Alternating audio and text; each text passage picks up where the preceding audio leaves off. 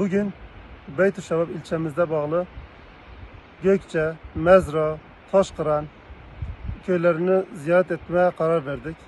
Bu köylere geldik ve gelmemesine pişman olduk.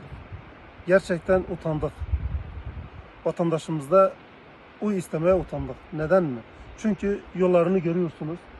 Hepsi çamur, hepsi çukur. Yani yol demeye 1000 şahit lazım. Eskiden burası Mezra bir beldeydi.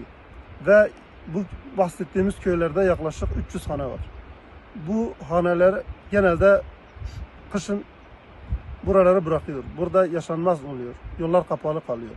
Bu yollarda gelip onlardan oy isteyen siyasetçiler utansın. Bazı siyasetçiler kendilerine demiş ki oy verirseniz size hizmet getiririz. Sizin yolunuzu ilkbaharda yaparız. Yani bu hizmetin oya endekslenmesi çok ayıp bir şeydir.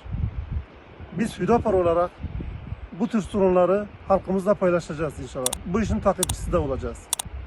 Teşekkür ediyorum. Allah razı olsun.